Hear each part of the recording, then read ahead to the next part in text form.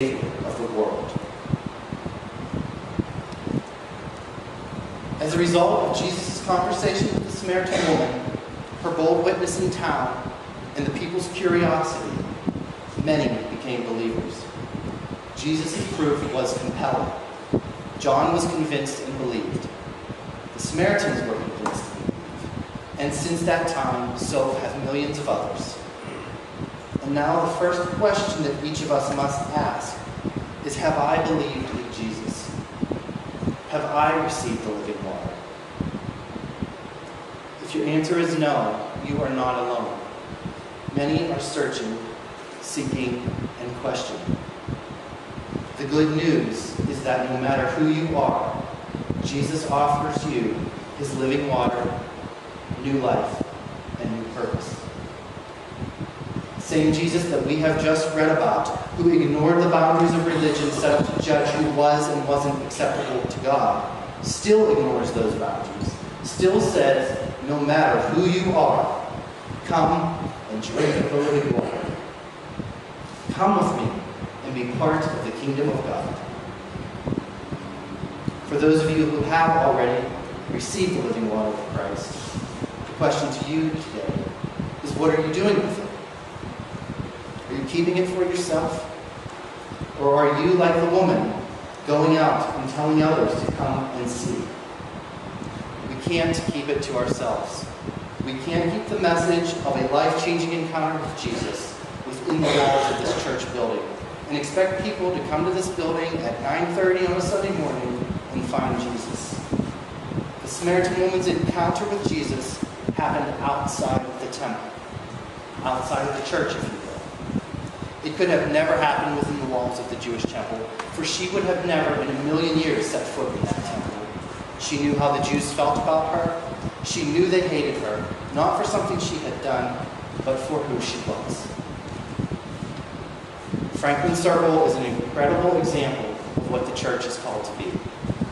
Not only is it a place where we can come and receive strong, doctrinally sound, empowering messages from Pastor Allen, but as we look around, we see black, white, Latino, gay, straight, bisexual, transgender, single, married, widowed, divorced, rich, poor, homeless, those who have grown up in the church, those who have been hurt deeply by the church but have found a place of safety where they can reconnect with Christ, those who are new to the faith, and those who are still investigating the faith. Everyone is welcomed and celebrated here. Come and drink from the water of life. Here, everyone matters to us because everyone matters to God. Sadly, this church is in the minority. And like the Samaritan woman, there are multitudes of people who would never in a million years set foot in a church. They know how the church feels about them. They know how those Christians feel about them. They feel judged and hated for who they are. This is not just a passing observation on my part. David Hinkelman and Gabe Lyons report their findings in a book. It's called Unchristian: What a New Generation Really Thinks About Christianity and Why It Matters. Their in-depth scientific and statistical research shows that a majority of those outside of Christianity, especially young adults, have little trust in the Christian faith, and esteem for the lifestyle of Christ followers is quickly fading. They reject Jesus because they have been rejected by Christians. 1/5 of those outside of the Christian faith, regardless of age, have admitted that they have had a bad experience in a church or with a Christian that gave them a negative image of Jesus Christ. This represents nearly 50 million adult residents of this country who admit they have significant emotional or spiritual baggage from past experiences with so-called Christians. National surveys of young people outside the church have reported these following findings. The 3 most common perceptions of present-day Christianity are: anti-homosexual, 91%; judgmental, 87%; and hypocrite, 85%. This is the current status of today's church through the eyes of the world. 91% think that we hate gay people. This is why most people will never set foot in a church of their own decision. Because 87% of them feel judged by us. This is the reality. And it may not be fair, and we may not have asked for it, but it is now our job to go out and to overcome the negative messages that the church has been portraying. It is now our job to show the world the real Jesus. The Jesus who loves, the Jesus who accepts, the Jesus who changes lives, the Jesus who invites everyone to join him in the work of his kingdom. As we experience the river of living water flowing here at Franklin Circle, we cannot confine it to this building. For just like a pond, if the water only flows in and does not flow out, it becomes stagnant and unusable. And the church is just like that pond. If we do not have a flow out, we become stagnant and unusable. We cannot keep the message of Jesus within the walls of this church. We cannot let our fears, our traditions, or our comforts hold us back. We, as Christ followers, must be willing to say yes to God's call on our lives, to go out, to share the message of his love with those who do not yet know. As we saw in the introduction, the Apostle John had his faults, and yet God used him. The Samaritan woman, though rejected by society, was used by God to bring her whole village to faith in Jesus as the Messiah. And now, it is our turn to be used. How will we respond to Jesus? As Scott sings this next song, I would like to ask everyone if they would close their eyes and take this time to respond to Christ. For some, today may be a day of taking a first step. A simple prayer to say, I need to learn more about you, Jesus, and your living water. For others, today may be a day when you change the course of your journey. And instead of moving toward Christ, you decide that today begins your journey with Christ. Your prayer can simply be, Jesus, let's do this together.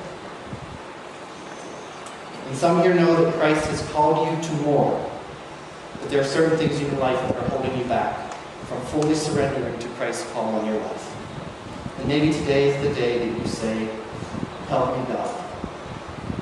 Help me overcome my fears, my traditions, my need for comfort, my need to play it safe.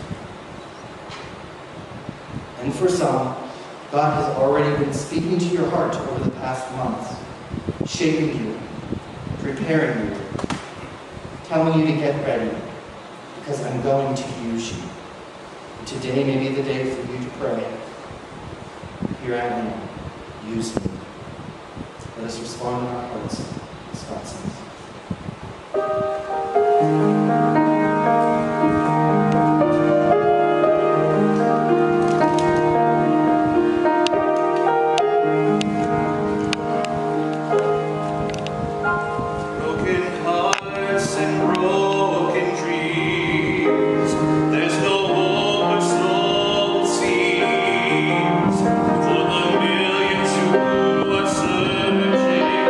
For an answer to it all.